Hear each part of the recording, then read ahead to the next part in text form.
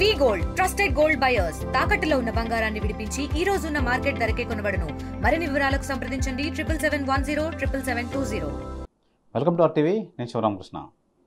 అసలు క్యాన్సర్ అంటే ఏంటి, క్యాన్సర్ ఎలా వస్తుంది, ఎలాంటి జాగ్రత్తలు తీసుకోవాలి అనే విషయంపై హెచ్సిజి పినాకిల్ హాస్పిటల్ సంబంధించి doctor Vijay Aditya radiation oncologist doctor గారు ఉన్నారు. డాక్టర్ గారిని అడిగి మరిన్ని విషయాలు తెలుసుకుందాం. డాక్టర్ గారు నమస్తే సార్. నమస్తే అండి. ముందుగా నాకు ఈ అవకాశం ఇచ్చినందుకు RTVకి చాలా ధన్యవాదాలు. చాలా సంతోషంగా ఉంది ఈరోజు ఇక్కడ మాట్లాడుతున్నందుకు. నేను doctor Vijay Aditya, HCG cancer సెంటర్లో గత 10 సంవత్సరాలుగా సీనియర్ రేడియేషన్ ఆంకాలజిస్ట్గా వర్క్ చేస్తున్నాను. సో క్యాన్సర్ అంటే భయం వేస్తుందని చెప్పి చాలా మంది వినగానే హడలిపోతుంటారు. అసలు ఈ క్యాన్సర్ అంటే ఏమిటి, సింపుల్గా చెప్పండి. ఓకే, సో క్యాన్సర్ అన్న పదం మీరు అన్నట్లుగానే మన అందరిలోని కూడా భయాన్ని కలగజేస్తూ ఉంటుంది. బట్ క్యాన్సర్ అన్నది ఒక విధంగా చెప్పాలంటే చాలా సింపుల్ వ్యాధి. మన శరీరంలో ప్రతి భాగంలోనూ కొన్ని కణాలు ఉంటాయి. వాటికి ఒక లైఫ్ ఉంటుంది. అంటే ఉదాహరణకి మన చర్మం మీద కణాలను తీసుకున్నాం అనుకోండి, ఒక 4 వారాల తర్వాత అవి చనిపోతాయి. వాటి ఫంక్షన్ అయిపోయిన తర్వాత అవి చనిపోవాలి, అది రూల్. కానీ కొన్ని కణాలు రకరకాల కారణాల వల్ల మేము చనిపోము, ఈ శరీరం చెప్పే మాటని మేము వినము అని నిర్ణయం తీసుకుని పెరుగుతూ వెళ్ళాయనుకోండి, అక్కడ ఒక కణితి ఫామ్ అవుతుంది. అది క్యాన్సర్గా మార్పు చెందుతుంది. సో చాలా సింపుల్గా చెప్పాలంటే మన బాడీ పెట్టిన రూల్స్ ఫాలో అవ్వకుండా పెరిగే కణాలని మనం క్యాన్సర్ కణాలుగా గుర్తిస్తాం. డాక్టర్ గారు, క్యాన్సర్ ఎన్ని రకాలు ఉన్నాయి, ఇండియాలో కామన్గా ఏం చూస్తుంటాం? సో క్యాన్సర్లు అన్నవి శరీరంలో ప్రతి భాగంలోనూ రావచ్చు. సో ఆ క్యాన్సర్ ఆ భాగానికి మాత్రమే చెందింది. ఉదాహరణకి రొమ్ము క్యాన్సరు, గర్భసంచికి సంబంధించిన క్యాన్సరు, ఊపిరితిత్తులకు సంబంధించిన క్యాన్సరు, నోటి క్యాన్సరు, ఇలా రకరకాలుగా ప్రతి భాగంలోనూ క్యాన్సర్ వచ్చే అవకాశం ఉంటుంది. అదేవిధంగా రక్తానికి సంబంధించిన క్యాన్సర్లు కూడా మనం కామన్గానే చూస్తూ ఉంటాం. భారతదేశంలో ఏది కామన్ క్యాన్సర్ అనే ప్రశ్న వస్తే ఆడవారిలో ముఖ్యంగా రొమ్ముకు సంబంధించిన క్యాన్సర్ అంటే బ్రెస్ట్ క్యాన్సర్, అదేవిధంగా గర్భసంచి ముఖద్వార క్యాన్సర్ అంటే క్యాన్సర్ సర్విక్స్ అన్నది మనం చాలా కామన్గా చూస్తుంటాం. మగవారిలో ముఖ్యంగా గొంతుకి నోటికి సంబంధించిన క్యాన్సర్లు, అదేవిధంగా ఊపిరితిత్తులకు సంబంధించిన క్యాన్సర్లు చాలా కామన్గా చూస్తూ ఉంటాం. ఎన్ని రకాలు ఉన్నాయి సార్?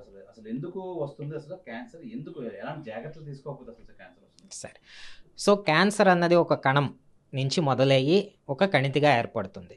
సో ఆ కణం మన శరీరం మాట వినకుండా పెరగడం అభివృద్ధి చెందడం వల్ల క్యాన్సర్ తయారవుతుంది. సో ఏ ఏ కండిషన్స్ వల్ల అయితే మన శరీరంలో కణాలు వాటి గతి తప్పి ప్రవర్తిస్తాయో ఆ కారణాలన్నింటినీ కూడా మనం గుర్తించి రీసెర్చ్ చేసాం. సో వాటిని చూస్తే ఉదాహరణకి స్మోక్ చేయడం. స్మోకింగ్లో కేవలం క్యాన్సరే కాదు, శరీరంలో ఊపిరితిత్తులకు సంబంధించి అనేక అవయవాలకు సంబంధించిన జబ్బులు వస్తాయి. అదేవిధంగా ఆల్కహాల్ కన్జంప్షన్, అదేవిధంగా సెడెంటరీ లైఫ్ స్టైల్ అంటే యాక్టివ్గా లేని లైఫ్ స్టైల్, ఒబిసిటీ, ఊబకాయం, అదేవిధంగా ఈ సన్ ఎక్స్పోజర్, అల్ట్రావైలెట్ రేడియేషన్ ఉన్న సన్ ఎక్స్పోజర్, కెమికల్ ఎక్స్పోజర్, వీటన్నిటి వల్ల కూడా క్యాన్సర్ వస్తుంది. బట్ టార్గెటెడ్గా చెప్పాలంటే, అంటే స్పెసిఫిక్గా చెప్పాలంటే రీసెంట్గా అంటే గత దశాబ్దంలో మనం HPV హ్యూమన్ ప్యాపిలోమా వైరస్ అన్న ఒక వైరస్ని కామన్గా ఇన్ఫెక్షన్స్లో చూస్తూ ఉంటాం. వాటి వల్ల గర్భసంచికి సంబంధించిన క్యాన్సర్, కొన్ని రకాలైన ఓరోఫెరింజియల్ క్యాన్సర్స్ని ఐడెంటిఫై చేశాం. సో ఈ HPV అన్న ఇన్ఫెక్షన్ని మనం తగ్గించడం ద్వారా క్యాన్సర్ని నివారించవచ్చు అన్నది గుర్తించాం. ఆ విధంగా ఇప్పుడు HPV వ్యాక్సిన్ కూడా మనకి అందుబాటులో ఉంది. చాలా ఫ్యాక్ట్స్ ఉన్నాయి కదా డాక్టర్ గారు, ఇవి ప్రివెంటబులా, ఏం చేయొచ్చు అసలు క్యాన్సర్? నిజమే అండి, క్యాన్సర్ అన్నది కరెక్ట్గా చెప్పాలంటే ఒక దురదృష్టకరమైన వ్యాధి జబ్బు. దీన్ని మనం అన్నిసార్లు పూర్తిగా నివారించలేం. సుమారుగా మేము చూసే క్యాన్సర్లో ఒక 50 నుంచి 60% క్యాన్సర్లను మనం ప్రివెంటబుల్ క్యాన్సర్స్ అంటాం. కొన్ని క్యాన్సర్లు మనకి తప్పదు. ఉదాహరణకి జన్యుపరంగా వచ్చే క్యాన్సర్లు అంటే ఫ్యామిలీలో నడుస్తా పేరెంట్స్ నుంచి పిల్లలకు వచ్చే క్యాన్సర్లు, జెనెటిక్గా వెళ్ళే క్యాన్సర్లు ఉంటాయి. ఈ క్యాన్సర్లని మనం ఎర్లీగా ఐడెంటిఫై చేసి ట్రీట్ చేయడం తప్ప ప్రివెంట్ చేయలేం. కానీ మంచి హెల్దీ డైట్, అదేవిధంగా ఈ ఆల్కహాల్ని అవాయిడ్ చేయడం, అదేవిధంగా స్మోక్ పొగాకు ఉత్పత్తుల్ని వినియోగించకుండా ఆపడం ద్వారా మనం క్యాన్సర్ని వీలైనంతగా తగ్గించగలుగుతాం. కానీ వీటన్నిటికంటే ముఖ్యమైనది ముందు మనం అనుకున్నట్టుగా పూర్తిగా నివారించలేనప్పుడు ఎర్లీగా ఐడెంటిఫై చేయడం ద్వారా మనం క్యాన్సర్ మీద విజయం సాధించవచ్చు. దానికోసమే మనం స్క్రీనింగ్ అన్న పద్ధతులను వాడతాం. స్క్రీనింగ్ అంటే ఏంటి డాక్టర్? సో స్క్రీనింగ్ అనే పద్ధతి మనం క్యాన్సర్ని ఎర్లీ స్టేజ్లో గుర్తించడానికి ఉపయోగిస్తాం. క్యాన్సర్ మనం ఒక కణంగా మొదలయ్యి పెద్దగా అయ్యి మనకి చేతికి 6 వేలికి కణితిలా కనిపిస్తుంది. సో ఈ కణితిలా మన చేతికి మనకి సిమ్టమ్స్ వచ్చే లోపున జబ్బు ఉంటుంది, బట్ అది మనకి తెలియదు. ఆ టైంలో మనం కనుక జబ్బుని గుర్తించగలిగితే, అంటే వెరీ ఎర్లీ స్టేజ్లో మనం జబ్బుని ఐడెంటిఫై చేయగలిగితే దాన్ని మనం నయం చేసే అవకాశం చాలా ఎక్కువగా ఉంటుంది. ఆ స్టేజ్లో ఐడెంటిఫై చేసే పద్ధతిని మనం స్క్రీనింగ్ అంటాం. సో స్క్రీనింగ్ని మనకి కంప్లైంట్ వచ్చాక వినియోగించము, కంప్లైంట్ రాకముందే మనం ఆ టెస్ట్ చేసి జబ్బు ఉందా లేదా అని గుర్తించడానికి ఉపయోగిస్తాం. కానీ దీనిలో ఒక మేజర్ లిమిటేషన్ ఉంది. ఏమిటంటే ఇప్పుడు ఒక వ్యక్తి నడుచుకుంటూ వచ్చి నాలో క్యాన్సర్ ఉందా లేదా ఐడెంటిఫై చేయండి, స్క్రీన్ చేయండి అంటే మనం చేయలేం. స్క్రీనింగ్ అన్నది ఓన్లీ ఆ భాగాలకి మాత్రమే లిమిట్ చేస్తాం. ఉదాహరణకి గర్భసంచి ముఖద్వార క్యాన్సర్లకి ప్యాప్స్మియర్ స్క్రీనింగ్ అన్నది అందుబాటులో ఉంది.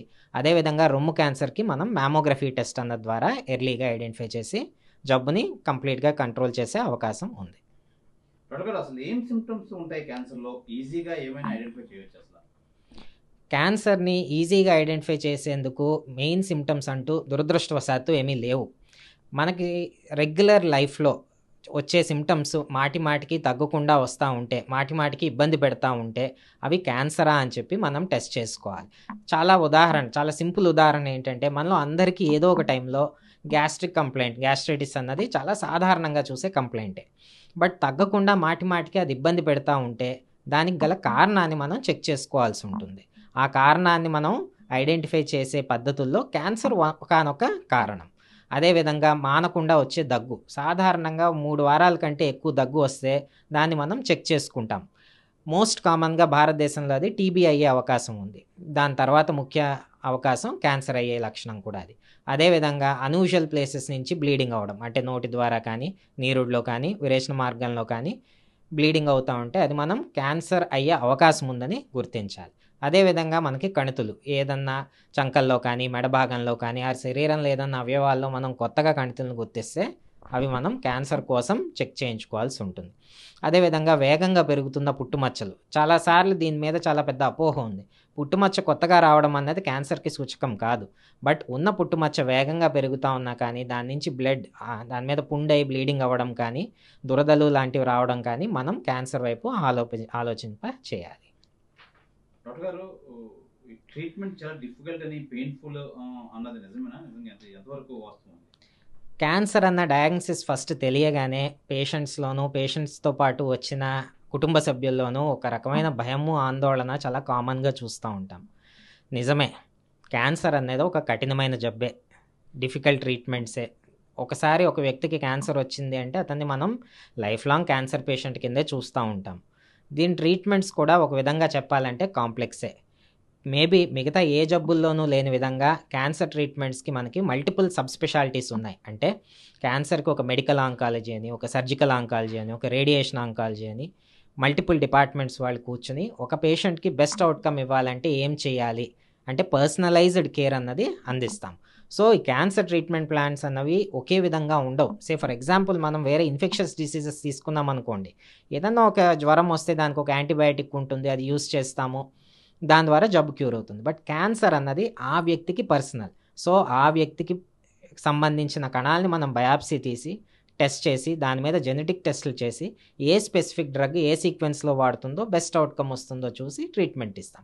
అందువల్ల క్యాన్సర్ ట్రీట్మెంట్స్ ఇనీషియల్ స్టేజెస్ అన్నీ కూడా కొంచెం డిలే అయినట్టు, మనం ఎక్కువసేపు వెయిట్ చేస్తున్నట్టు అనిపిస్తుంది. అదేవిధంగా ట్రీట్మెంట్ ఒకసారి మొదలుపెట్టిన తర్వాత కూడా చాలా ప్రొలాంగ్డ్గా వెళ్తాయి. సో ఇది పేషెంట్కి, కుటుంబ సభ్యులకి, సొసైటీకి ఒక ఛాలెంజే. బట్ మనకి ఇప్పుడు అవన్నీ కూడా అందుబాటులో మనకి దగ్గరలోనే అవైలబుల్గా ఉన్నాయి. డాక్టర్ గారు, ఇప్పటివరకు మీరు చేసిన మీ ప్రాక్టీస్లో మోస్ట్ కామన్ మిత్ అంటే ఏంటి?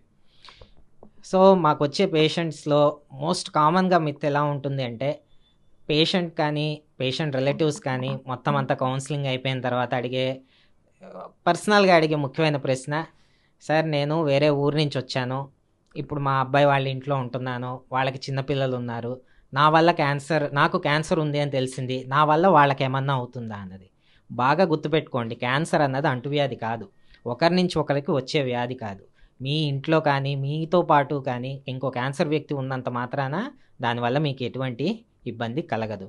సో వాళ్ళని హెల్ప్ చేయండి, వాళ్ళ నుంచి ఇన్స్పిరేషన్ తీసుకోండి and never lose hope. Thank you. Life style అసలు క్యాన్సర్ రాకుండా ఎలాంటి లైఫ్ స్టైల్ ప్రస్తుత రోజుల్లో మీ సజెషన్? సో జనరల్గా మనం క్యాన్సర్ గురించి మాట్లాడుతున్నా సరే క్యాన్సర్ కంటూ ప్రత్యేకమైన ప్రికాషన్స్ ఏమీ లేవు. మనం హెల్దీ లైఫ్ స్టైల్ అంటే మనం తీసుకునే డైట్ ఫస్ట్. ఇప్పుడు ఒక వ్యక్తి ఉన్నాడు, ఆ వ్యక్తి అంటే ఏంటి? అతను తీసుకునే ఆహారమే ఆ వ్యక్తి. సో మనం తీసుకునే ఆహారం బ్యాలెన్స్డ్గా ఉండాలి, సమతుల ఆహారం ఉండాలి. అంటే ఇప్పుడు ప్రత్యేకంగా కొంతమంది నాన్ వెజిటేరియన్ చెప్పి వారంలో 7 రోజులు నాన్ వెజ్ తినడం వల్ల ఉపయోగం లేదు, అలానే దాన్ని పూర్తిగా దూరం పెట్టడం వల్ల ఉపయోగం లేదు. సమతులంగా బ్యాలెన్స్డ్గా ఆహారం తీసుకోవాలి, మొదటి విషయం. రెండోది, మనం తీసుకునే ఆహారంలో ఫ్రెష్ ఫుడ్ ఉండాలి, క్లీన్గా ఉండాలి. దాని మీద వీలైనంత వరకు కెమికల్స్ వాటిని తక్కువ మోతాదుల్లో తీసుకోవాలి. అసలు కెమికల్ లేని ఫుడ్ అనేది ప్రస్తుతం మనకి సొసైటీలో ఎక్కడ అందుబాటులో లేదు. అది తీసుకోమని నేను సజెస్ట్ చేయడం అన్నది కూడా ఒక అర్థం లేని సజెషనే. సో అదేవిధంగా మన ఫిజికల్ యాక్టివిటీని మనం most neglected dimension of life. అంటే అందరికీ తెలుసు, ఇప్పుడు నేను కొత్తగా చెప్పేదేమీ లేదు, మీ అందరికీ ఐడియా ఉంది, మనకి మంచి వ్యాయామం అన్నది ఆరోగ్యానికి ఎంతో ముఖ్యమని. కానీ మనలో నిజంగా ఎంతమంది లేచి వ్యాయామంకి వెళ్తారు? ఖర్చు లేని పని. రోజులో ఒక అరగంట మన కోసం మనం స్పెండ్ చేయలేమా? వారంలో కనీసం 5 రోజులు, రోజుకి కనీసం 30 నిమిషాలు వ్యాయామం చేయమని చెప్పి WHO అనేది రికమెండేషన్. వ్యాయామం అంటే ఏదో గట్టిగా బరువులు ఎత్తనవసరం లే, ఒక అరగంట సేపు మనం క్యాజువల్గా వాక్ చేసినా అది మనకి మన గుండె ఆరోగ్యానికి, మన ఊపిరితిత్తుల ఆరోగ్యానికి, మన జాయింట్ మొబిలిటీకి, అదేవిధంగా క్యాన్సర్ నుంచి కూడా మీకు మంచి ప్రొటెక్షన్ ఇచ్చే అవకాశం ఉంటుంది. Right sir, thank you. ఇది అసలు క్యాన్సర్కి ఎందుకు భయపడాలి, అసలు క్యాన్సర్ అనేది ఎలాంటి జాగ్రత్తలు తీసుకోవాలి క్యాన్సర్ విషయంలో అని చెప్పి హెచ్సిజి పినాకిల్ హాస్పిటల్లో surgical oncologist doctor Vijay Aditya మనకి చాలా ఎక్కువ చెప్పారు, చాలా సజెషన్స్ తీసుకున్నారు. ఒకవేళ మీకు అంతగా ఇంకా క్లారిఫై అవ్వకపోతే హెచ్సిజి పినాకిల్ హాస్పిటల్కి వచ్చి డాక్టర్ని కన్సల్ట్ చేయండి. మరిన్ని హెల్త్ అప్డేట్ కోసం చూస్తానండి RTV. కెమెరామెన్ ప్రసాద్తో శివరామకృష్ణ, RTV విశాఖపట్నం నుంచి. తెలుగులో న్యూస్ కి ఫాస్టెస్ట్ యాప్ ఇప్పుడు టోటల్లీ న్యూ అవతార్లో జస్ట్ 5 సెకండ్స్ లో కంప్లీట్ న్యూస్. సోషల్ మీడియాలో ట్రెండ్స్ కి one stop solution. Live TV app voice search option తో ఇప్పుడే డౌన్లోడ్ చేయండి లేదా అప్డేట్ అయిపోండి. యాప్ లింక్ డిస్క్రిప్షన్ లో ఉంది.